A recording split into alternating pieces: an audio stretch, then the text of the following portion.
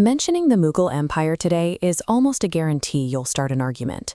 You are usually presented with two extremes: a flawless golden age of art and poetry, or an era defined solely by religious oppression. Trying to understand 16th century history through a 21st century political lens distorts how global power actually functioned at the time. This chart shows the stakes of that power. In the 17th century, the Mughal Empire controlled 25% of the entire world's wealth. India was the richest nation on earth, a global superpower in textiles, spices, and agriculture. To understand how a single dynasty built that level of economic dominance, we have to look past modern ideological myths and examine the pragmatic, often ruthless, historical record. The most common modern myth frames the Mughal conquest as a religious crusade to conquer and convert India.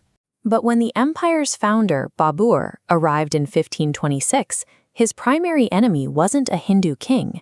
He fought the Battle of Panipat against a Muslim sultan named Ibrahim Lodi. Even after that victory, Babur's son Humayun later lost the empire and spent 15 years in exile after being defeated by Sher Shah Suri, another Muslim ruler. These conflicts were driven by territory, not faith. This pattern continued into the reign of Emperor Akbar. While the famous Battle of Haldigati is often framed today as a religious showdown, the historical personnel involved tell a different story. The imperial Mughal army was commanded by a prominent Rajput Hindu general, Man Singh. Meanwhile, the defending army of Maharana Pratap relied on high-ranking Muslim commanders like Hakim Khan Sur. These battles followed the mechanics of expanding imperial borders and crushing political rivals, where strategic alliances frequently crossed religious lines. We often assume that absolute power in this empire was reserved exclusively for men. During Emperor Jahangir's reign, the daily administration and ultimate authority of the state were effectively managed by his wife, Noor Jahan. Noor Jahan signed royal decrees and minted official state currency in her own name.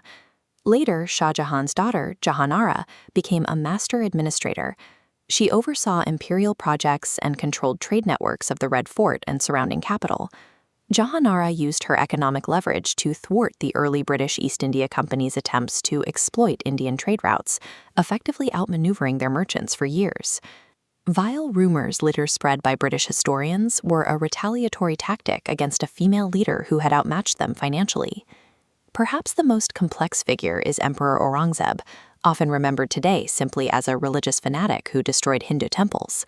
While he did order the destruction of certain temples, the records show a specific political pattern. He targeted sites that served as centers of active rebellion or places used to hide untaxed wealth.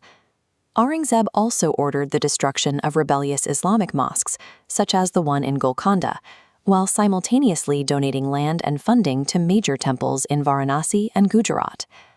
This chart of imperial administration shows that under Aurangzeb, the number of high-ranking Hindu officials reached a record 30 to 35%, higher than even during the reign of Akbar. He even entrusted the empire's vast treasury to a Hindu finance minister, Raja Raghunath Roy. This suggests Aurangzeb's actions were driven by the maintenance of absolute imperial control, where both punishment and patronage were tools used to ensure political stability. The greatest threat to a Mughal emperor was rarely a rival religion. It was almost always his own family. Brothers killing brothers to secure the throne, as seen with Shah Jahan and Aurangzeb, was a standard, brutal mechanic of statecraft throughout Indian history. This wasn't unique to one dynasty. Centuries earlier, the Emperor Ashoka the Great also recordedly slaughtered his own brothers to secure absolute power. To understand the era when India was the richest nation on earth, we must stop projecting modern political grievances onto the past and respect history in its complex and often ruthless reality.